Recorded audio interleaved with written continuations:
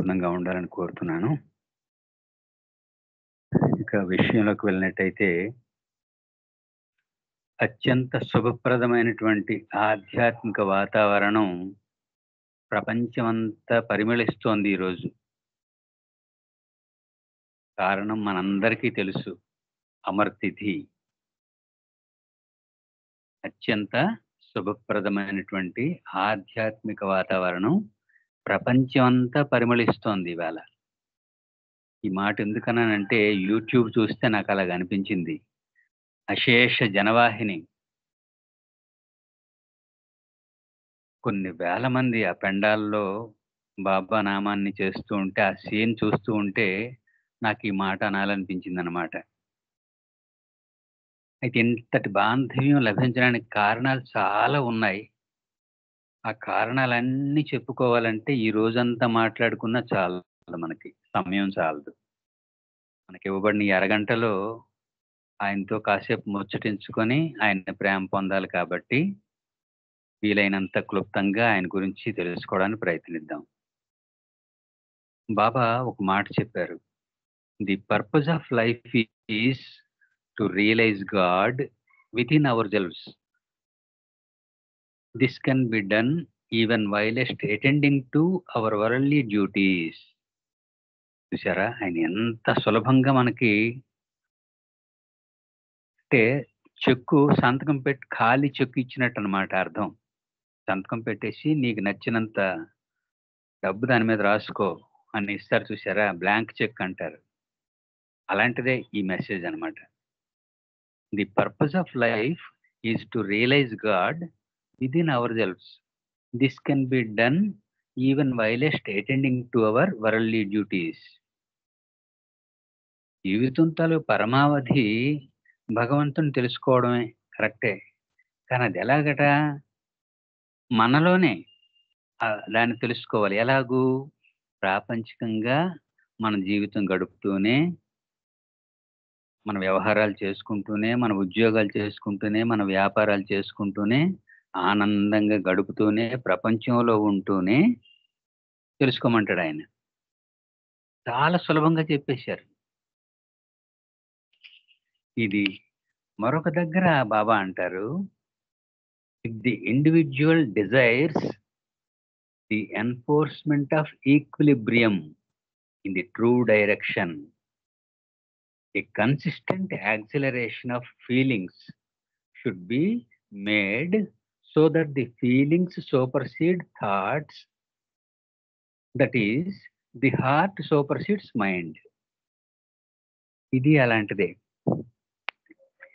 If the individual desires the enforcement of equilibrium, అంటే సమతౌల్య స్థితి, అంటే ప్రశాంతమైన స్థితి, సమతౌల్యమైన స్థితి, తృప్తి కలిగించే స్థితి, సరైన డైరెక్షన్ లో కావాలి అని అనుకుంటే సాధకుడు ఏం చేయాలంట? సాధన చేయాలి. ఎలాగూ? ఆ ఫీలింగ్స్ ఆలోచనల్ని ఖండించేలాగంట ఆ సాధన ఉండాలి. ఇది ఇంకా సులభంగా మనకు అర్థం అవ్వాలంటే, చూసారా, సంగీతం నేర్చుకోవాలంటే ముందు ఓ మంచి గురువుని మనం ఎంచుకోవాలి. సంగీతం నేర్చుకోవాలంటే ఓ మంచి గురువుని మనం వెతుక్కోవాలన్నమాట. ఆ గురువు లభించిన తర్వాత అతను ఏదో చెప్తాడు. వారంకి 2 క్లాసులనో, వారంకి 3 క్లాసులనో, లేదంటే రోజు అనో, ఒక గంట కేటాయించమనో ఏదో ఒకటి చెప్తాడు. దాన్ని తూచా తప్పకుండా సిన్సియర్‌గా ఫాలో అయితే సంగీతం నేర్చుకోవడానికి అవకాశం ఉంటుంది. అక్కడ గురువు దగ్గర జాయిన్ అయిన దగ్గర నుంచి మనకి సబ్జెక్ట్ వచ్చేంత వరకు కూడా ఏకాగ్రతతో దాని మీదే ఉండాలన్నమాట. అయితే దీనికి ఆ సాధకునికి కూడా అభిరుచి ఉండాలి. సంగీతం నేర్చుకోవాలి, నేను బాగా పాడాలి అన్న అభిరుచి ఉండాలి. ఉండినప్పుడే అది నెరవేరుతుంది. ఆ విధంగా ఇక్కడ ఏమంటున్నారు? If the individual desires the enforcement of equilibrium, అంటే ఒత్తిడి అన్నమాట. సమతౌల్య స్థితి తాలూకా ఒత్తిడి, తృప్తి కలిగించే విధానం, ఆత్మతృప్తి అంటారు. ఆనందం, ఆత్మతృప్తి, సంతోషం, పరిపూర్ణత, సమతుల్యత ఇవన్నీ కూడా హాయిగా సంపాదించాలంటే దానికేం చేయమంటున్నారు? దాన్ని సరైన మార్గంలో కన్సిస్టెంట్‌గా అంటే స్థిరంగా ఉపయోగించాలంటారు బాబా. మన తాలూకా సాధనని, మన తాలూకు ప్రయత్నాన్ని, మన తాలూకు సాధనని కన్సిస్టెంట్‌గా, ఫోర్స్‌గా ఆ వైపు ఉపయోగించమంటారు. అది ఎలాగ ఉపయోగించాలంట? ఆ ఫీలింగ్సు ఆలోచనల్ని ఖండించేయాలి. అంటే ఆలోచనలు రానివ్వకూడదు ఆ ఫీలింగు. ఏదైతే మనం సాధించాలనుకుంటున్నామో ఆ ఫీలింగ్ అనమాట. ఇక్కడ సంగీతం కాబట్టి అక్కడ మన మిగతా విషయాలు రాకూడదు. క్రికెట్ ఆడాలి, టీవీ చూడాలి, ఇలాంటి ఆలోచనలేమి మరి రాకూడదు. కేవలం సంగీతం మీదే దృష్టుండాలి. అప్పుడే చక్కగా ఒక బాలమురళీకృష్ణలాగో, ఎంఎస్ సుబ్బలక్ష్మిలాగో పాడగలుగుతారనమాట. ఆ విధంగా ఆ ఫీలింగు, ఆ సాధనలోంచొచ్చే ఆ ఫీలింగు ఆలోచనల్ని ఖండించాలి. ఆలోచనలు రానివ్వకూడదు. ఎందుకంటే ఆలోచనలే మనిషికి ఆ పెద్ద అవరోధం. మనకొచ్చే ప్రతి ఆలోచన కూడా పుట్టలు పుట్టలుగా సంస్కారాలను పండిస్తాయి. మనకొచ్చే ప్రతి ఆలోచన కొన్ని సంస్కారాలను తెస్తుంది. ఆలోచన అలా పుట్టిన వెంటనే సంస్కారాలొచ్చి పడిపోతాయన్నమాట. అందులో ఈ సొంపుకేమిటి మనిషికి రోజుకి 60,000, 70,000 ఆలోచనలొస్తాయంట. మరింకా అంటే ఏమిటి? సంస్కారాలు అన్‌కౌంటబుల్ అన్నమాట. ఆలోచనలే 60,000, 70,000 అయితే వాటి వల్లొచ్చే సంస్కారాలు ఇంకెలా ఉంటాయో లెక్క పెట్టలేం మనం. అందుకని ఆ ఆలోచనలు నిరోధించాలి. నిరోధించి ఒక సమతౌల్య స్థితి, ఒక తృప్తి, ఒక ఆనందం, ఒక పరిపూర్ణత, ఒక మూర్తి పట్ల, ఒక అవతారుని పట్ల, ఒక సద్గురువు పట్ల, ఒక దైవం పట్ల ఏర్పాటు చేసుకుంటే దానివల్ల పొందే ఫలితం అద్భుతంగా ఉంటుందని చెప్తున్నారిక్కడ బాబా. If the individual desires the enforcement of equilibrium అంటే సమతౌల్య స్థితి. In the true direction, a consistent acceleration of feeling should be made. A consistent acceleration అన్నమాట. అంటే స్థిరమైనటువంటి ఒత్తిడి విధానంతో కూడుకున్న సాధన దాని మీదే ఏకాగ్రంగా చేయాలి. మనం సాధించాలనుకున్న విషయం మీద. చేస్తే అప్పుడు ఆ ఫీలింగ్ ఏదైతే ఉందో అది ఆలోచనల్ని ఖండిస్తుంది. ఆలోచనలను రానివ్వదు. అదెలాగూ? హృదయమేమో మైండ్‌ని ఆపేసినట్టన్నమాట అంటున్నారు బాబా. ఉదాహరణ కూడా చెప్పారు దానికి. హృదయం మనస్సుని ఆపే విధంగా పనిచేస్తుందట ఆ సాధన. అయితే ఇలాగ ఎంత చెప్పుకున్నా ఇదంతా ఒక మహాసముద్రమే. ఎందుకంటే పరమేష్ఠి తన 75 ఏళ్ల అవతార కాలంలో ఆయన మానవాళి కోసం చేసినటువంటి అద్భుతాలు ఇంతా అంత కాదు. మనం సింపుల్‌గా ఆయన 75 ఏళ్ల అవతార కాలం అని చెప్పేస్తాం. ఎందుకు? ఆయన 1894లో పుట్టారు కాబట్టి 1969 నుంచి 1894ని తీసేస్తే 75 వస్తుంది. చాలా సులువుగా చెప్పేస్తాం 75 ఏళ్ళని. కానీ 'కేకే రామకృష్ణన్' లాంటి ఉన్నతమైన ఆత్మ ఆయన మీద ఎంత మక్కువ పెంచుకుందంటే బాబా మీద. 'కేకే రామకృష్ణన్' చాలా మందికి తెలుసు మన వాళ్ళకి. ఈరోజు మనం ఈ లిటరేచర్ బాబా లిటరేచరు చిన్న చిన్న పుస్తకాలు, జర్నల్స్ రూపంలో చదువుకుంటున్నామంటే అది ఆయన చేసిన ప్రక్రియే. పూనా సెంటర్ సెక్రటరీగా ఉంటూ అద్భుతమైన లిటరేచర్‌ని చిన్న చిన్న జర్నల్సు, చిన్న చిన్న మ్యాగజైన్స్ రూపాల్లో ప్రచారం చేశారాయన. దానికోసం ఆయన జీవితాన్ని కూడా త్యాగం చేశారు బాబా కోసం. వివాహం చేసుకోలేదు. ఇంక ఇది కాదని ఆయన క్రిస్టియన్ ఆయన. గమ్మత్తు చూసారా? మతం కూడా వేరే మతం. క్రిస్టియన్ అయినప్పటికీ కూడా వివాహం చేసుకోకుండా బాబా కోసం కట్టుబడి పూనా సెంటర్ అసలు ఏర్పడడానికి కూడా 'కేకే రామకృష్ణన్' గారే కారణం. అయితే అదంతా చాలా విషయం. అటు వెళ్ళిపోయామంటే మరి ఇప్పుడు రాలేం. ఇటువైపు రాలేం. అందుకని ఆ 'కేకే రామకృష్ణన్' గారు బాబాయ్ మీద అపారమైన మక్కువ పెంచుకున్నారు. పెంచుకొని ఆయనేమిటంటే నిమిషాలు, గంటలు, రోజులు, నెలలు, సంవత్సరాలతో సహా తెలియజేశారు ఒక సంఖ్య.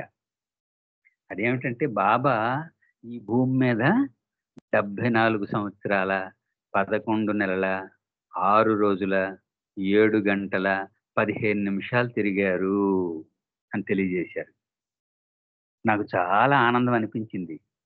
అబ్బా! ఆయనతో అంత క్లోజ్‌గా ఉండి ఎక్కడ వేస్టేజ్ లేకుండా కరెక్ట్ ఫిగర్ అన్నమాట. 74 సంవత్సరాల, 11 నెలల, 6 రోజుల, 7 గంటల, 15 నిమిషాలు బాబా మనతో ఈ భూమి మీద ఉన్నారు అని తెలియజేశారు 'కేకే రామకృష్ణన్.' అంటే ఇక్కడ మనకి ఏం తెలియజేస్తుంది? ఆ పరమాత్మకి, జీవాత్మకి మధ్య ఉండే బాంధవ్యం, మక్కువ. ఆయనకి ఈయన మీద ఎంత మక్కువో, ఈయనకి ఆయన మీద ఎంత మక్కువో ఇది తెలుస్తుందిక్కడ.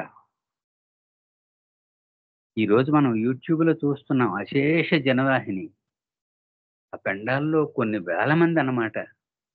అసలు వేలు కూడా దాటిపోయిందేమో, లక్షల్లోకెళ్ళిపోయి ఉంటదేమో అనిపిస్తుంది ఆ జనవాహిని చూస్తూ ఉంటే. మెహరాబాద్‌లో అమరతిథి ప్రోగ్రామ్ లైవ్ వస్తోంది. వీళ్ళంతా అక్కడెందుకు తమ తాలూకు సమస్త విధానాల్ని మర్చిపోయి, మానేసి, పక్కకు పెట్టేసి, దేశ విదేశాల నుంచి, వివిధ ప్రాంతాల నుంచి వచ్చేసి, ఒక 3 రోజులో, 4 రోజులో అక్కడ గడుపుతున్నారు. అన్నీ మర్చిపోయి. ఈతి బాధల్ని, అనారోగ్య పరిస్థితుల్ని, ఈటి బాధల్ని, ఆర్థిక పరిస్థితుల్ని, సమస్యల్ని అన్నిటిని పక్కకు నెట్టేసి, ప్రభుతో ఆనందంగా చప్పట్లు కొట్టుకుంటూ, ఆయన నామం చేసుకుంటూ గడుపుతున్నారంటే కారణం, వాళ్ళందరికీ బాబా పట్ల ఉండే కృతజ్ఞతా భావం అని చెప్పాలి. ఎందుకు పరమేష్ఠి కూడా ఆయన 1894లో ఆవిర్భవించినప్పటి నుంచి కూడా ఒక 14 ఏళ్ళో, 13 ఏళ్ళో, 14 ఏళ్ళో పాపం మామూలు ప్రాపంచిక జీవన విధానం గడిపాడేమో ఆయన. అంతే. అప్పుడు కూడా లేదు. అప్పుడు కూడా ఆయనలో ఆధ్యాత్మిక లక్షణాలే ఉన్నాయి. నాయకత్వ లక్షణాలుండేవి. చిన్న చిన్న తగువులు తీరుస్తూ ఉండేవాడు. మంచినే చేస్తూ ఉండేవాడు. ఎవ్వరిని ఇబ్బంది పెట్టేవాడు కాదు. అంటే అప్పుడు కూడా ఆధ్యాత్మికంగానే జీవించాడు పరమేష్ఠి. అయితే 14 ఏళ్ల నుంచి నేనెందుకంటున్నానంటే, ఇంటర్మీడియేట్ చదువుతున్నప్పుడు కదా! బాబాజీ అంతాలకు చుంబనం జరిగింది. అక్కడి నుంచే మానవాళి కోసం అతడు తన జీవితాన్ని అంకితం చేశాడాయన. అక్కడి నుంచి మళ్ళీ శరీరం చాలించేంత వరకు ఈ రోజు వరకు జనవరి 31, 1969 వరకు కూడా. అందుకే దీన్ని అమర్ తిథి అన్నారు. అంటే ఈ తిథికి అంతం లేదనమాట. ఇది అమరమైంది. శాశ్వతమైంది. అద్భుతమైంది. అందుకే దీని అమరం అన్నమాట. చిరస్థాయిగా ఉండిపోతుంది. ఊపిరున్నంత వరకు, విశ్వం ఉన్నంత వరకు, ప్రపంచం ఉన్నంత వరకు కూడా చిరస్థాయిగా ఉండిపోయే తిథి కాబట్టి దీన్ని అమర్ తిథి అన్నారు. అలాగూ ఆయన అవతారుడుగా ఎప్పుడు 1920లో ప్రకటించుకున్నాడు. అక్కడి నుంచి కూడా మానవాళి కోసం మాత్రమే బ్రతికాడాయన. సుఖపడలేదు. ఏ రోజు కూడా పట్టెడన్నం కంటే ఎక్కువ తినలేదు. సుఖంగా నిద్రించలేదు. అంతగా తనను ప్రేమించినటువంటి మెహరాని కూడా అలాగే ప్రేమకు చిహ్నంగానే చూసుకున్నాడాయన. అంతే. గృహస్థాశ్రమంలోకి రాలేదు. రాకుండానే అంటే ఇది కేవలం నేను ఆయన మానవంశను మాత్రమే తెలియజేస్తున్నానిక్కడ. ఆయన దైవం అన్న సంగతి కాసేపు పక్కన పెడదాం. ఆయన మానవుడుగా తన సమస్తాన్ని మానవాళి కోసమే ఖర్చు పెట్టారాయన. 74 సంవత్సరాల, 11 నెలల, 6 రోజుల, 7 గంటల, 15 నిమిషాలు కూడా మానవాళి కోసమే ఖర్చు చేశారాయన. అంటే ఏమిటి? ఈరోజు ఈ లక్షలు ప్రపంచం అంతా భిన్న భిన్న మతస్థులు, భిన్న భిన్న కులస్తులు, భిన్న భిన్న దేశస్థులు అందరూ ఒక్కటిగా ఒక చోట కూర్చున్నారు మెహరాబాద్‌లో ఈరోజు. తమ కృతజ్ఞత తెలియజేయడం కోసం. ఎందుకంటే ఆయన మీద తమ మక్కువను తెలియజేయడం కోసం. దానికి కారణం ఆయన అంత మక్కువగా ప్రేమించాడు కాబట్టే. అంటే ఈ 2 పరస్పరం అన్నమాట. అంటే త్రాసులో వేస్తే 2 ప్లేట్లు సమంగా తూగుతాయి. త్రాసులో ఒక పక్క పరమేష్‌ని కూర్చోబెట్టి, మరో పక్క ఈ జనసందోహాన్నంతటిని కూర్చోబెడితే సమంగా తూగుతుంది ఆ త్రాసు. పరస్పరం అంటారు. రెసిప్రోకల్ అంటారు దీన్ని. రెసిప్రోకల్ లవ్ అంటారు. అంటే ఇటు నుండి ఎంత ప్రేమ కనపరిస్తే అటు నుండి అంత ప్రేమొస్తుంది.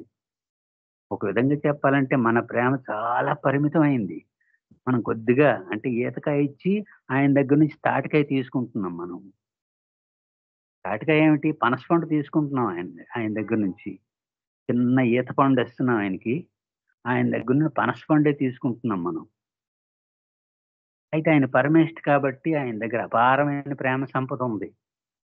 అయినప్పటికి కూడా ఇది పరస్పరం అన్నమాట. ఆయన ఎంత మక్కువగా మానవాళిని ప్రేమిస్తున్నాడో, మానవాళి కూడా అంతే కృతజ్ఞతను తెలియజేస్తోంది అనడానికి ఈ అమర్తిథే నిదర్శనం.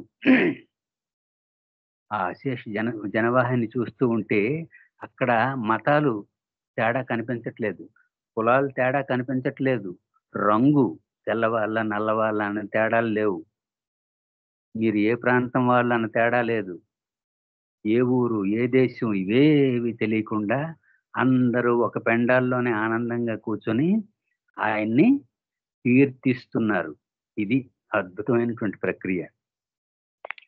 ఇక్కడ ఇందాక చెప్పుకున్నామే, the purpose of life is to realise God within ourselves. This can be done even whilst attending to our worldly duties. ఎందుకంటే భగవంతుడు చెప్పిన ఏ మాట అసత్యం కాదు. ఆయన తన 75 ఏళ్ల అవతార కాలంలో చెప్పినవన్నీ కూడా 100కి 100 పాళ్ళు జరిగాయి మన మధ్యే. అంత అద్భుతం అన్నమాట. అయితే పరమేష్ఠి కూడా చాలా సందర్భాల్లో చెప్పారు. ఏమిటని? Not your one life, but your millions of lives would be but a small sacrifice to place at the feet of one such as Baba, who is the highest of the high. ఇది మరో చోట చెప్పారు. ఏమిటది?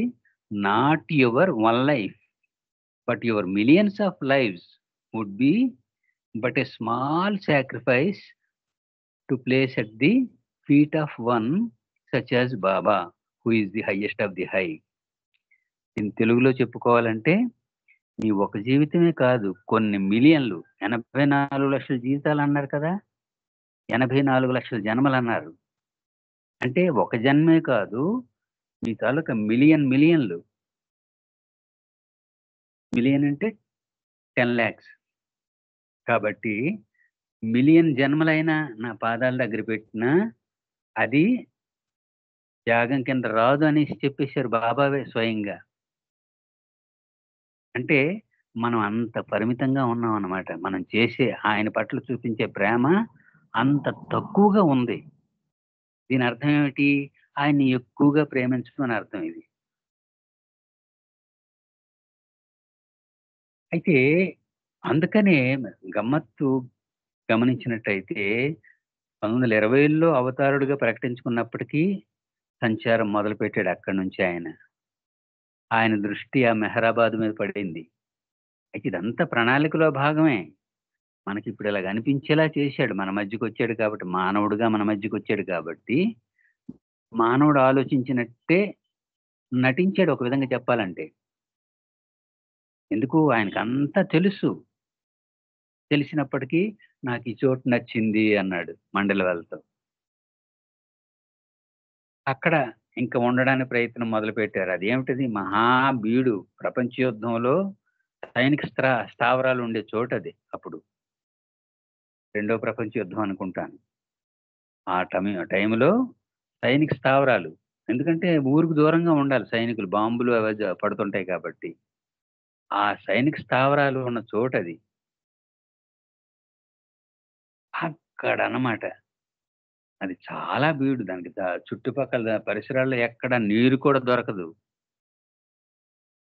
పంటలు లేవు. ఏమీ లేని నిర్జన ప్రదేశం అనమాట అది. కారణం ఏమిటి? భగవంతుడాయన. ఈరోజు మనం మెహరాబాద్ చూస్తే ఎంత సస్యశ్యామలంగా ఉందో గమనించొచ్చు. పుష్కలంగా నీరు దొరుకుతోంది. ఇగో నిన్న లేదు మొన్ననే మన హైదరాబాద్ నుంచి రాజేంద్ర మెహర్ గారు వెళ్లి ఆర్గానిక్ విధానంలో పంటలు పండించి కూరగాయలు అవి పండించడానికి అక్కడ ప్రాజెక్ట్ కూడా మొదలుపెట్టారాయన. ట్రస్ట్ మెంబర్ అయ్యారు కదా ఆయన. రాజేంద్ర మెహర్ గారు మన హైదరాబాద్ జూబిలీ హిల్స్ సెక్రటరీ గారు. అక్కడ ఆర్గానిక్ విధానంలో పంటలు కూడా పండించి, ఆ వచ్చిన కూరగాయలనే వచ్చే ప్రేమికులకి భోజనాల్లో పెట్టే ఏర్పాటు చేస్తున్నారు. అంటే ఎంత మారిపోయిందో గమనించండి. ఇదంతా ఎవరి ప్రమేయంతో జరుగుతోంది? ఇదంతా పరమేష్టి మానవాళి పట్ల చూపిస్తున్న ప్రేమ. ఉన్నతమైన ప్రేమ. ఆ ప్రక్రియలోనే 1927 జూన్‌లో అనుకుంటాను. కానీ ఇప్పుడేదైతే ఆ పరమేష్టి తాలూకా పవిత్రమైన సమాధి ఉందో, ఆ చోటుని ఎంచుకున్నారాయన. అక్కడో చిన్న కంచెలాగా ఏర్పాటు చేసి మనకు ఫోటోలు కూడా కనిపిస్తాయి. ఆ పాత ఫోటోలు చూస్తే, ఈరోజు చూపిస్తున్న ఈ సమాధి ఇది ఆ రోజు ఇలా ఉండేదా అనిపిస్తది మనకి. ఆ పాత ఫోటోలు చూస్తే. ఎందుకంటే కనుచూపు మేరలో మనుషులు కనిపించరు ఎవరుని. ఎడారిలా ఉంటుంది. 1927లో ఆ ప్లేస్‌ని ఇష్టపడ్డారు. ఇష్టపడి అక్కడ చిన్న సమాధి అంచన అంటే మోడల్ అంటారు కదా! ఆ విధంగా ఏర్పాటు చేసుకున్నారు. రేకులు, తడకలు పెట్టి ఏర్పాటు చేశారు. అయితే అది కొండ మీద అవ్వడం వల్ల ఏమవుతుంది గాలి అప్పుడప్పుడొచ్చే వర్షాలు వీటికేమైందంటే అవి కొంచెం పాడైపోయాయి. పాడైపోవడంతోని 1938లో దాని మీద ఒక చిన్న డూమ్ వేయించారు బాబా. డూమ్ అంటే గుండ్రంగా ఉండే ఇప్పుడు మనం ఈరోజు చూస్తున్నటువంటి ఆ డూమ్ ఉందే అది ఆ రోజే ఫార్మ్ చేసినటువంటిదనమాట. పాద్రి అనుకుంటాను దగ్గరుండి ఇదంతా కట్టించి ఏర్పాటు చేశారు. అయితే చేసి ఆ లోపలేమో 4 అడుగులు వెడల్పు, 6 అడుగులు పొడుగుండే గోతిని తీయించారు. స్థలపురాణం అంటారు మనకి. సాధారణ వింటూ ఉంటాం మనం. ఇప్పుడు ఈ తిరుపతి, కాళహస్తి ఇవన్నీ ఉన్నాయే వీటికి స్థల పురాణాలంటారు. అంటే అక్కడ విశేషాలు తెలుసుకునే విధానం. అలాగే ఈ సమాధి ఈ ప్రాంతానికి కూడా ఒక స్థల పురాణం ఉంది. ఆ పవిత్రత కోసం రోజు వెళ్లి ఆ గోతిలో కూర్చొని ఏకాంతవాసం గడిపారు బాబా. ఏకాంతవాసాలు, ఉపవాసాలు ఎన్నో చేశారు. అంటే శక్తిని నింపాలక్కడ. పవిత్రత నింపాలి. శక్తిని నింపాలి. అయితే ఇదంతా అద్భుతంగా, అంత అద్భుతంగా జరిగిందనమాట. ఇంకిక్కడ మనకు తెలియని విషయం కూడా ఒకటుంది. ఆయన పేరు నాకు జ్ఞాపకం లేదు. ఒక సద్గురువు ఆ శిష్యులతో ఇది బాబా రావడానికి ముందు ఇంకా ముందు జరిగింది. ఇప్పుడక్కడ ఆయన తాలూకు సమాధి కూడా అక్కడే ఉంది. చిష్టి బాబా ఏదో అంటారాయన్ని. పేరు నాకు జ్ఞాపకం రాట్లేదు. బాబా అక్కడికి రావడానికి ముందే మరి ఆధ్యాత్మికంగా సాధకులందరూ కూడా అడవుల్లోని, పర్వతాల్లోనే తిరుగుతూ ఉంటారు కదా! వాళ్ళు సమాజంలో తిరగరు. ఆ విధంగా శిష్యులతో తిరుగుతూ ఇదే ప్లేస్ మెహరాబాదు. ఈరోజు మెహరాబాద్ ఎక్కడైతే ఉందో అక్కడే ఆయన చూపించి శిష్యులకంటారు. నేను మరణించిన తర్వాత నాకిక్కడ సమాధి ఏర్పాటు చేయండి అంటే శిష్యులు నవ్వుతారు. అదేమిటి గురువుగారు ఇక్కడికి ఎవరొస్తారని ఇదంతా అడవిలాగుంది. కనుచూపు మేరలో మనిషి సంచారం కనబడడం లేదు. మీరిది కోరుకున్నారేమిటి? అని అడుగుతారనమాట. అడిగితే గురువుగారు కూడా నవ్వేసి, "మీరు పిచ్చివాళ్ళలాగున్నారు. ఈ స్థలం తాలూకు గొప్పతనం మీకు తెలియట్లేదు. ఆసన్న భవిష్యత్తులో ఒక గొప్ప అవతార పురుషుడిక్కడ ఆవిర్భవిస్తాడు. ఇది ఎంత పవిత్రమైనటువంటి యాత్రా స్థలం అయిపోతుందో మీకు తెలియట్లేదు. నాకు కనిపిస్తోంది నాకు దృగ్దర్శనం. దృగ్దర్శనం అంటారు. భవిష్యత్ దర్శనం అంటారు. దివ్య పురుషులకు, సద్గురువులకు అవి తెలుస్తదనమాట. ఈ శిష్యులకు అనుభవం లేదు కదా! వాళ్ళు తేలిగ్గా తీసుకున్నారు. కానీ ఆయన అలాగంటారనమాట. అది కూడా ఇక్కడ మనం చెప్పుకోవచ్చు ఈ సందర్భంగా. ఈ అమరతిథి సందర్భంగా. అయితే ఆ విధంగా అయిన తర్వాత ఆగస్టు 16వ తేదీ నుంచి దాన్ని బాబా యూజ్ చేయడం మొదలుపెట్టారనమాట. దాన్ని ఖడ్డా అని పిలుస్తుండేవారు మండలి వాళ్ళు. అంటే చిన్న పిట్ అనమాట. పిట్ రూమ్ అని. అంటే గొయ్య. గోతి గది అనమాట అది. అంటే గది కాదు. గొయ్యిలాగా ఉంటుంది. పక్కనే టాప్ లేదు అప్పటిసరికే. ఆ గోతిలో కూర్చునేవారు బాబా. అంటే ఏమిటి? అక్కడ కూర్చున్నారంటే అది రెసిడెన్స్ కిందే లెక్క. అందుకని పిట్ రూమ్ అనేవారు దాన్ని బాబా. దాన్నే అక్కడ ఆ ప్రాంతీయ భాషలో ఖడ్డా అని పిలిచేవారు. అక్కడ 16 ఆగస్టు 1927 నుంచి ఇంక కార్యక్రమాలు దాన్ని అక్కడిని వాడడం ప్రారంభించారు బాబా. అలాగూ అక్కడ కూర్చోవడం, ఉపవాసాలు చేయడం, ఆ గోతిలో కూర్చొని ఏకాంతవాసాలు చేయడం ఇవన్నీ చేస్తుండేవారనమాట కార్యక్రమాలు.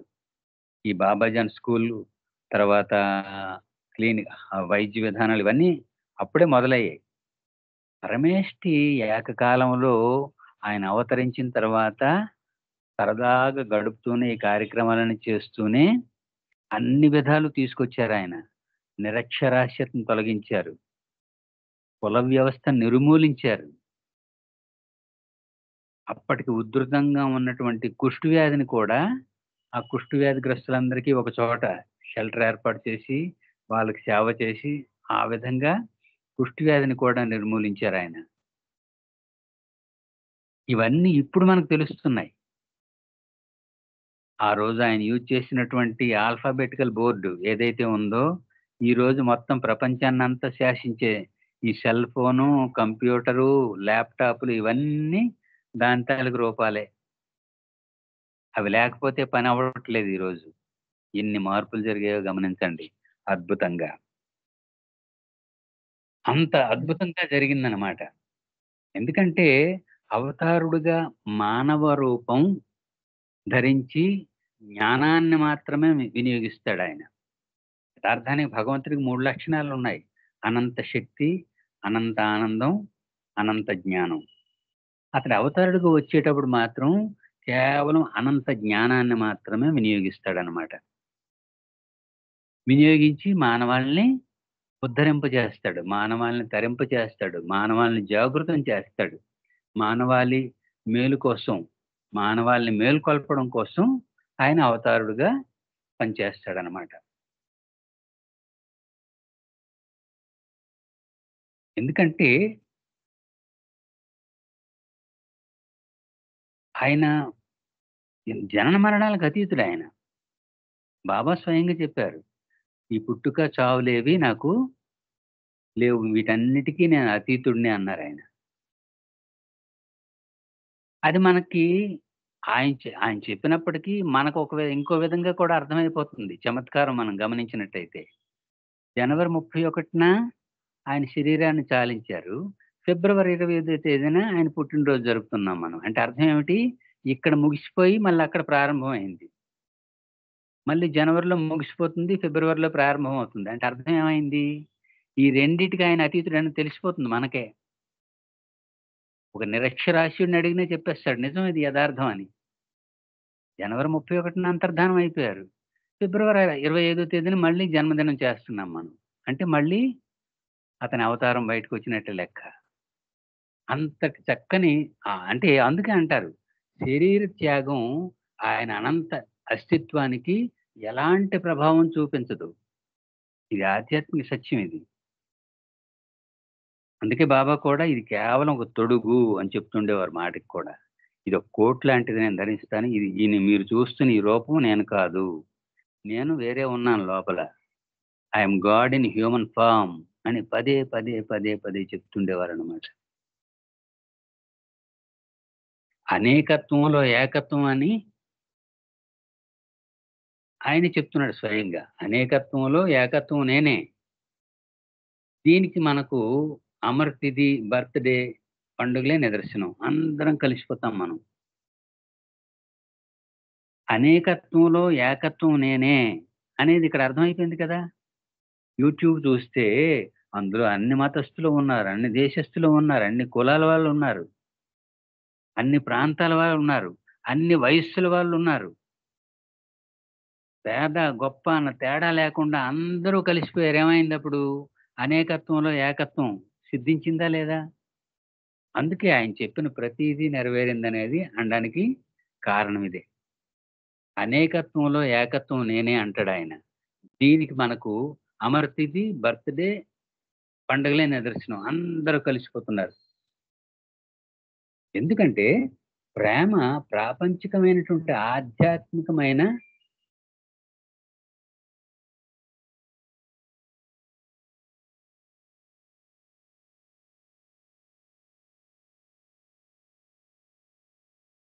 జై ప్రేమనేది బాబా జై బాబమ్మ. హ్మ్. అనిపించడం లేదని అంటున్నాను. జై బాబా.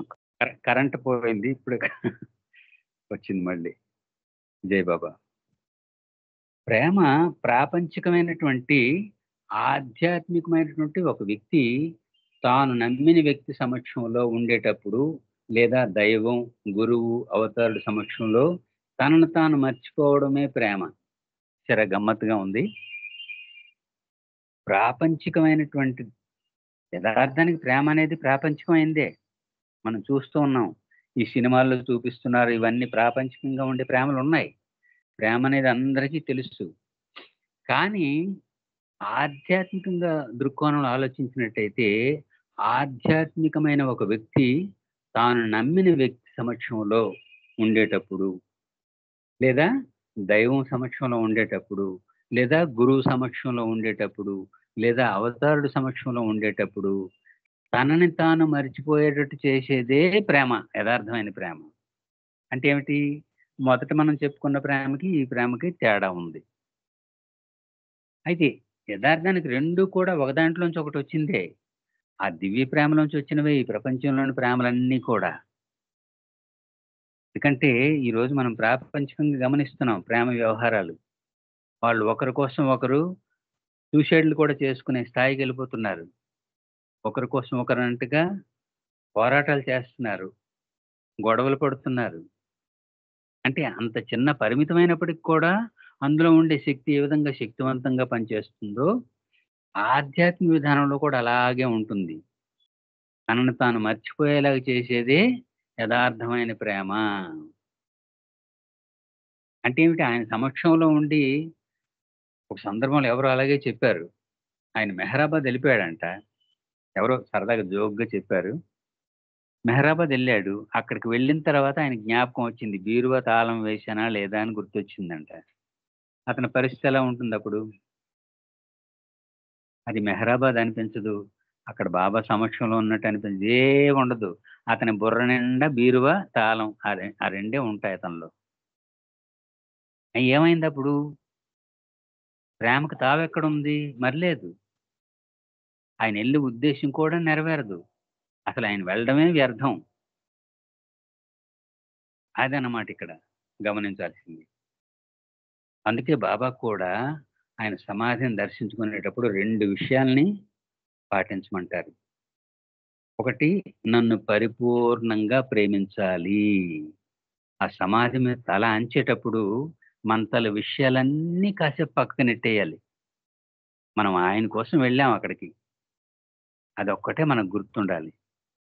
దాని మీద తలానించేటప్పుడు తండ్రి నిన్ను పరిపూర్ణంగా ప్రేమించడానికి ప్రయత్నిస్తున్నాను అనైనా అనాలంట. రెండవదేమిటి? మనకి ఎన్ని బాధలు, ఇబ్బందులు, ఎటువంటి చికాకులు ఉన్నప్పటికి కూడా కనీసం ఎదుటి వాళ్ళకి, పక్కవాడికి, సమాజంలో ఉండే మిగతా వాళ్ళకి ఆనందం కలిగించాలంట. సహాయం చేయాలంట. ఈ 2 నెరవేర్చినట్టయితే నా అనుగ్రహం మీకు లభిస్తుంది అంటున్నారు పరమేశ్వరి.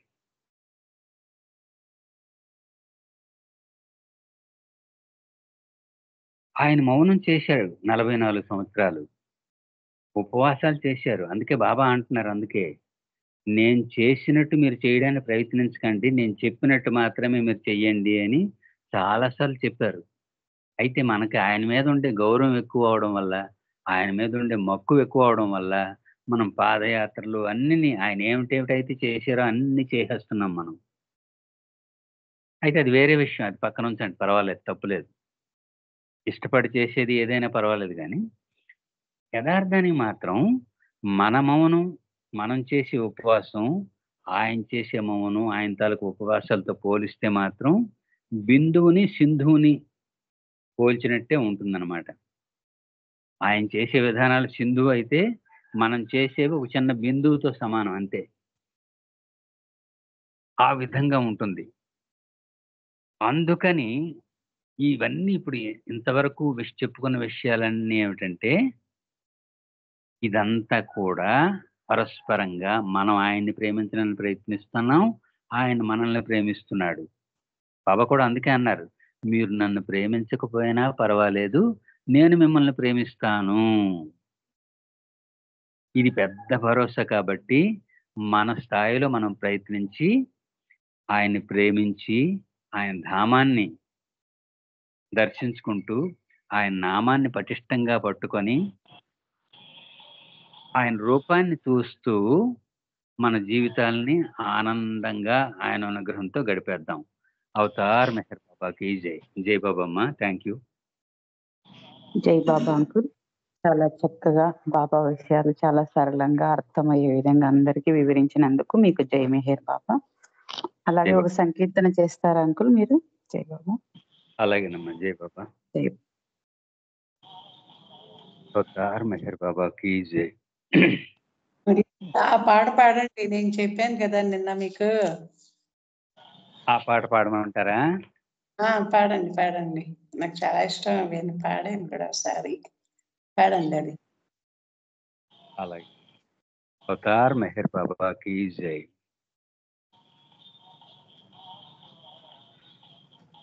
నీ ప్రేమ కోసమై నిన్ను చేరేందుకై ఆశించి ఆశించి విఫలమైపోతారు.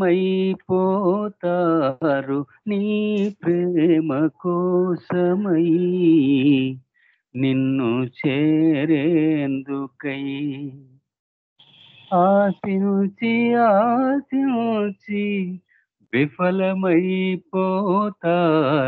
నీ ప్రేమ కోసమై నిన్ను చేరేందుకై ప్రాప్తమైనది నీదు వరముగానుకోక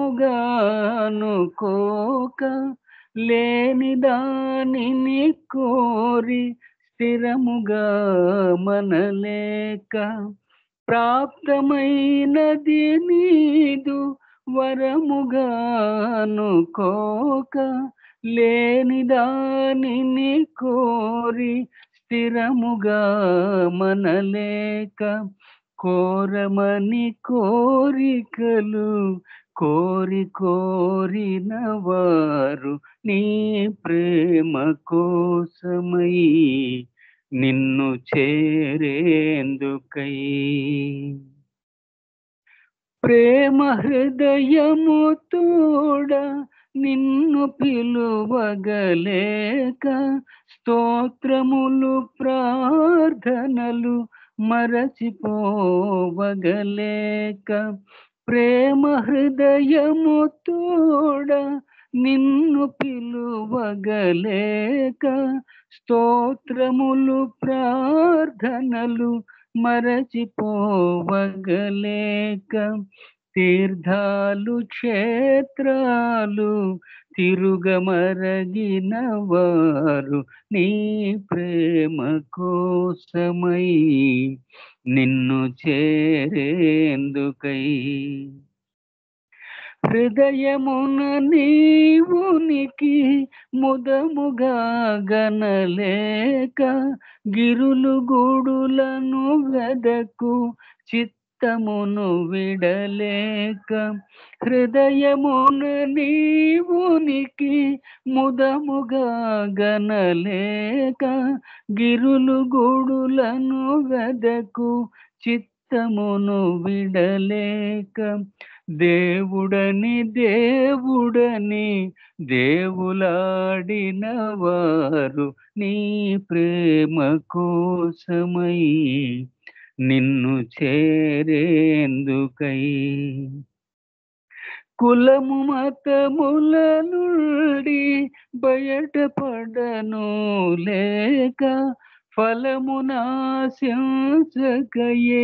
పూజ చేయగలేక కులము మతముల నుండి బయటపడను లేక ఫలమునాశించకయే పూజ చేయగలేక మత గురుల మాటలకు తలలు ఊపెడివారు నీ ప్రేమ కోసమై నిన్ను చేరేందుకై ఆశించి విఫలమైపోతారు నీ ప్రేమ కోసమై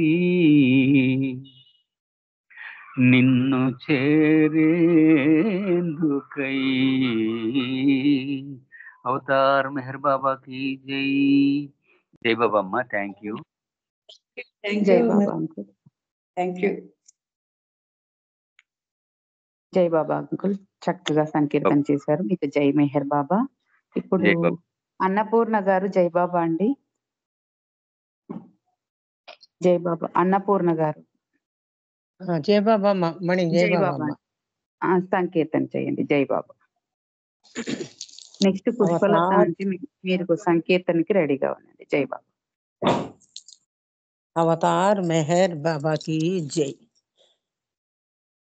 మెహరబాదు కొండపై శయనించిన మెహరుబా అంజలి దేగై కొనుమా అవతార పురుష. మెహరబాదు కొండపై శయనించిన మెహరుబా అంజలి దేగై కొనుమా అవతార పురుష. మెహరబాదు కొండపై ధవళ కాంతులు వెదజల్లే నీ సమాధి శిఖరముగాంచిన. ధవళ కాంతులు వెదజల్లే నీ సమాధి శిఖరముగాంచిన. పెళ్ళుబుకును ఉల్లమునందు ప్రేమధారలు మెహరబాదు కొండపై. నీ దర్శన ద్వారము చెంత నిమిషమైన నిలచిన చాలు. నీ దర్శన ద్వారము చెంత నిమిషమైన నిలచిన చాలు. ఆధ్యాత్మిక ఆనందమును అనుభవింతునా మదిలో మెహరబాదు కొండపై. నీ నామస్మరణ చేయుచు నీ దరికి చేరవచ్చే. నీ నామస్మరణ చేయుచు నీ దరికి చేరవచ్చే. రాజుకైనా పేదకైనా మార్గమొక్కటే మెహరబాదు కొండపై. ప్రేమికుడను నేనే అయినా ప్రియతముడవు నీవేనయ్యా. ప్రేమికుడను నేనే అయినా ప్రియతముడవు నీవేనయ్యా. నీవు నేను ఏకమైతే ఒక్కటేనయ్యా మెహరబాదు కొండపై. నీవున్నది శిఖరము పైన, నేనున్నదఘాతములో. నీవున్నది శిఖరము పైన, నేనున్నదఘాతములో. చేయూతనిచ్చినను నీ దరి చేర్చుకోవా. మెహరబాదు కొండపై శయనించిన మెహరుబా. అంజలి దేగై కొనుమా అవతార పురుష. మెహరబాదు కొండపై, మెహరబాదు కొండపై. అవతార్ మెహర్ బాబాకి జై. జై బాబా అమ్మ, అందరికీ జై బాబా. జై మెహర్ బాబా. జై బాబా అండి అన్నపూర్ణ గారు, చక్కగా సంకీర్తన చేశారు. మీకు జై బాబా. ఇప్పుడు పుష్పలత అంటే మీరు ఒక సంకీర్తన చేయండి. జై బాబా.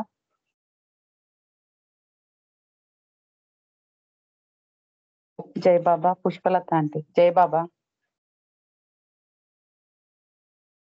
రమణమ్మ అంటే మీరు రెడీగా ఉంటే మీరు ఒక సంకీర్తన చేయండి. రమణమ్మ గారు జై బాబా. జై బాబా. జై బాబా అండి. జై బాబా. సంకీర్తన జై బాబా. జై బాబా. మెహరాబాదే భూ కైలాసం, మెహరుని స్మరణే మోక్షవకాశం. మెహరవతారం మోహన రూపం, శరణము కోరిన జీవికి ధన్యం. శరణము కోరిన జీవికి ధన్యం. మెహరాబాదే భూ కైలాసం, మెహరుని స్మరణే మోక్షవకాశం. మెహరవతారం మోహన రూపం, శరణము కోరిన జీవికి ధన్యం. ముడుపులు లేవు, మ్రొక్కులు లేవు, జపతప నియమము లేదు. ఏ సాధనతో పని లేదు. ముడుపులు లేవు, మ్రొక్కులు లేవు, జపతప నియమము లేదు. ఏ సాధనతో పని లేదు. హృదయము పొంగ ప్రేమను పొంద పరుగున వచ్చదమయ్యా. బాబా బాబా మెహర్ బాబా. బాబా బాబా బాబా జై బాబా. పూనా నగరిలో ఆగి నీ జన్మస్థలమునకేగి, బాబా జాను సమాధికి సాగి. పూనా నగరిలో ఆగి నీ జన్మస్థలమునకేగి, బాబా జాను సమాధికి సాగి. ఘనమగుని చరితమునాలించి ఆనందము పొంగ పాడుతా. జై బాబా బాబా జై బాబా. జై బాబా బాబా జై బాబా. మెహరాబాదే భూ కైలాసం, మెహరుని స్మరణే మోక్షవకాశం. మెహరవతారం మోహన రూపం, శరణము కోరిన జీవికి ధన్యం. ప్రతి ఏడాది జనవరి 31వ తేదీ తలచి, మా మనసున నిన్నే నింపి. ప్రతి ఏడాది జనవరి 31వ తేదీ తలచి, మా మనసున నిన్నే నింపి. సమాధి చెంత ప్రణామముంద ప్రేమోదమొందెదమయ్యా. జై బాబా బాబా జై బాబా. జై బాబా బాబా జై బాబా. మెహరాబాదే భూ కైలాసం, మెహరుని స్మరణే మోక్షవకాశం. మెహరవతారం మోహన రూపం, శరణము కోరిన జీవికి ధన్యం. ప్రేమతో చేరిన ప్రేమికులంతా ప్రియమున నిన్నే కొలచి, దిగువను మెహరాబాదు చేరి. ప్రేమతో చేరిన ప్రేమికులంతా ప్రియమున నిన్నే కొలచి, దిగువను మెహరాబాదు చేరి ప్రియమండలి వెలిగించిన ధునిలో కోర్కెల మూగలను నెట్టుతాం. జై బాబా బాబా జై బాబా, జై బాబా బాబా జై బాబా. మెహరాబాదే భూ కైలాసం, మెహరుని స్మరణే మోక్షవకాశం. మెహరవతారం మోహన రూపం, శరణము కోరిన జీవికి ధన్యం. శరణము కోరిన జీవికి ధన్యం. జై బాబా అండి. ధనలక్ష్మి గారు అందరికీ జై బాబా. నీకు జై, మాకు జై బాబాలండి. జై బాబా. జై బాబా అంటే చక్కగా సంకీర్తన చేశారు. మీకు జై మెహర్. సంకీర్తనలు ఇంతటితో ముగించుకుందాము. ఇప్పుడు ప్రార్థన వచ్చి పుష్పలత గారు. జై బాబా. జై బాబారా. జై బాబా. జై బాబా అంటే ప్రార్థన చేయండి. జై బాబా. అవతార్ మెహర్ బాబా की जय। అవతార్ మెహర్ బాబా की जय। ఓ పర్వర్తిగార్, సర్వపోషక సర్వరక్షక, నీవాదియును అంతమును లేనివాడవు, అద్వైడవు, నిరుపమానుడవు. నీ ప్రమాణమెవరు నెరుంగనేరరు. నీ వర్ణము నామము రూపము గుణములు లేనివాడవు. నీవు అపరిమితుడవు, గంభీరుడవు, ఊహాతీతుడవు, భావనాతీతుడవు, శాశ్వతుడవు, నాశనం లేనివాడవు. నీవు అవిభాజ్యుడవు, దివ్య చక్షులతో నిన్నెవరు చూడజాలరు. నీవు ఎల్లప్పుడు నుంటివి, నీవు ఎల్లప్పుడు ఉన్నావు, నీవు ఎల్లప్పుడు నుండువు. నీవు అంతటిను గలవు, నీవు అన్నింటనున్నావు, మరి నీవు అంతటికన్నింటికి ఆవలనుందువు. నీవు ఆకాశమున గలవు, పాతాళమున గలవు. నీ వ్యక్తుడవు, అవ్యక్తుడవు, అన్ని భూమికలందున్నావు, అన్ని భూమికలకు అతీతుడవు. నీవు 3 లోకములో ఉన్నావు, ముల్లోకముల కావల కూడా ఉన్నావు. నీవు అగోచరుడవు, స్వతంత్రుడవు, నీవు సృష్టికర్తవు, ప్రభులకు ప్రభుడవు, అందరి మనసులను హృదయమును నెరిగినవాడవు. నీవు సర్వశక్తిమంతుడవు, సర్వవ్యాపివి. నీవే అనంత జ్ఞానము, అనంత శక్తియు, అనంత ఆనందమును.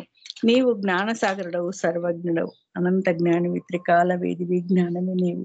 నీవు సర్వదయాళుడవు, నిత్య శుభంకరుడవు. నీవు ఆత్మలకెల్లాత్మవు, అనంత గుణ విశిష్టుడవు. నీవు సత్య జ్ఞాన ఆనందముల త్రిమూర్తివి. నీవే సత్యమునకు మూలము, ప్రేమ మహాసాగరుడవు.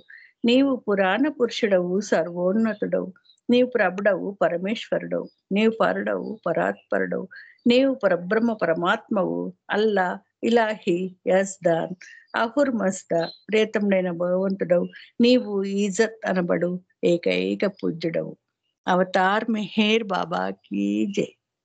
ఓం పరబ్రహ్మ పరమాత్మ, యాజ్దాన్, లా ఇల్లాయి, ఓ గాడ్ ఫాదర్ ఇన్ హెవెన్, పరమదయానిధగు ఓ ఈశ్వర, మా పాపములన్నిటికీ మేము పశ్చాత్తాపడుచున్నాం. అసత్యము, అధర్మము, అపవిత్రమగు మా ప్రతలంపు నాకు మేము పశ్చాత్తాపడుచున్నాం. పలికి ఉండరా అని పలికిన ప్రతి మాటకును, చేసి ఉండరా అని చేసిన ప్రతి చేతకును మేము పశ్చాత్తాపడుచున్నాం. స్వార్థం చే ప్రేరేపింపబడిన ప్రతి పనికిని, ప్రతి మాటకును, ప్రతి తలంపునకు, ద్వేషం చే ప్రేరేపింపబడిన ప్రతి పనికిని, ప్రతి మాటకును, ప్రతి తలంపునకు మేము పశ్చాత్తాపడుచున్నాం. ముఖ్యంగా కామంతో కూడిన మా ప్రతి తలంపునకు, కామ ప్రేరిత మగు మా ప్రతి చేతకును, పలికిన ప్రతి అనృతమునకు, సమస్త కపట వర్ధనమునకు, ఆడి తప్పిన ప్రతి వాగ్దానమునకు, సమస్త పరనిందలకు, పరోక్ష నిందలకు మేము పశ్చాత్తాపడుచున్నాం. ఇంకను ముఖ్యంగా కూడా పరులకు నాశనమున గూర్చినట్టి మేము చేసిన ప్రతి పనికిని, ఇతరులకు బాధ కలగవలనని మేము ఆడిన ప్రతి మాటకును, చేసిన ప్రతి చేతకును, ఇతరులకు బాధ కలగవలనని మేము కోరిన ప్రతి కోరికకును మిక్కిలి పశ్చాత్తాపడుచున్నాము. అపార దయానిధగు ఓ ఈశ్వర, మేం చేసిన ఈ పాపములన్నింటికీ క్షమింప వేడుకొంచున్నాము. తలపులలో, మాటలలో, చేతలలో నీ ఇచ్చానుసారం చేయజాలక